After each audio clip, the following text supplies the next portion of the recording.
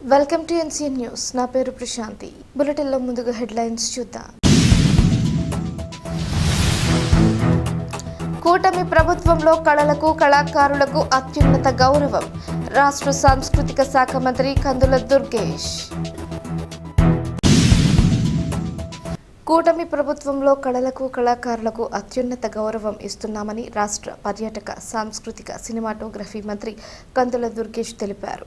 రాజమహేంద్రవరంలోని Gautami ghat road నందు గల ఆహ్వాన ఫంక్షన్ హాల్లో శ్రీ రాధాకృష్ణ ట్రస్ట్ ఆధ్వర్యంలో శ్రీ రాధాకృష్ణ కళాక్షేత్ర భారత్ వార్షిక యువ సేవా సంస్థ జూన్ 11 నుండి 14 వరకు నిర్వహిస్తున్న కళా సమ్మేళన్ 2026 అంతర్జాతీయ సంగీత నృత్య మహోత్సవంలో మంత్రి దుర్గేష్ ముఖ్య అతిథిగా పాల్గొన్నారు. ఈ సందర్భంగా మంత్రి కందుల దుర్గేష్ మాట్లాడుతూ కళా సమ్మేళన్ 2026 అత్యంత అద్భుతమైన కార్యక్రమమని కొనియాడారు. 2024లో కూటమి ప్రభుత్వం అధికారంలోకి వచ్చిన తర్వాత కళలకు సంస్కృతికి పెద్దపీట వేస్తున్నామని తెలిపారు. ముఖ్యమంత్రి చంద్రబాబు నాయుడు, ఉప ముఖ్యమంత్రి పవన్ కళ్యాణ్ల దిశానిర్దేశం మేరకు ప్రతి సంవత్సరం కందుకూరి పురస్కారాలు, ఉగాది పురస్కారాలు, కళారత్న పురస్కారాలను నిరంతరాయంగా అందజేస్తున్నామని, ఎందరో లబ్ధ ప్రతిష్ఠులైన కళాకారులను ఈ అవార్డులతో సత్కరించుకుంటున్నామని గుర్తు చేశారు.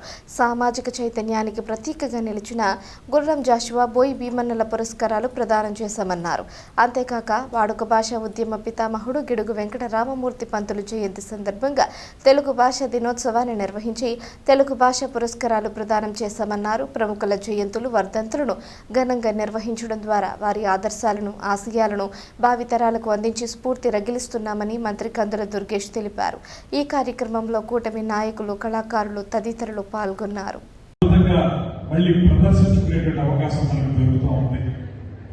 ఈ 2 సంవత్సరాలుగా 2024 నుంచి ఈ కూటమి ప్రభుత్వం వచ్చిన తర్వాత ప్రతి సంవత్సరం కూడా కందుకూరి పురస్కారాలను కానీ, అదేవిధంగా ఉగాది పురస్కారాలను కానీ, కళారత్న పురస్కారాలను కానీ ప్రతి సంవత్సరం ఇచ్చే విధంగా ముఖ్యమంత్రి గారు, ఉప ముఖ్యమంత్రి గారు ఇచ్చిన సూచనలతోటి మేము కార్యక్రమాలను ఏర్పాటు చేస్తా ఉన్నాం. దాంతోపాటు లబ్ధ ప్రతిష్ఠులైనటువంటి అనేక మంది కళాకారులు, పెద్దలు, సామాజిక సేవ చేసిన వారి జయంతి, వర్ధంతుల సందర్భంగా రాష్ట్ర పండుగలుగా కూడా ఆ కార్యక్రమాన్ని చేపట్టడం జరుగుతుంది. దాంతోపాటు మీ అందరికీ మనం చేయాల్సింది, మనకి దేశాభిమానం నాకు పెద్దని ఒట్టి మాటలు చెప్పబోయి గట్టి మేలు తలపెట్టబోయి చెప్పినటువంటి గురజాడ అప్పారావు గారు, ఆయన యొక్క ఇల్లు అక్కడ ఉత్తరాంధ్రలో కొంచెం దీనస్థితిలో ఉన్నటువంటి సందర్భంలో ఉప ముఖ్యమంత్రి గారు పవన్ కళ్యాణ్ గారు ప్రత్యేకంగా పూనుకుని 1,20,00,000 ఆ ఇంటిని తిరిగి బాగు చేయడానికి, గురజాడ స్మారక చిహ్నంగా దాన్ని నిలబెట్టడానికి చేసే ప్రయత్నం ఇవన్నీ మనకి ఆదర్శనీయమైనటువంటి మాటని తెలియజేస్తున్నారు.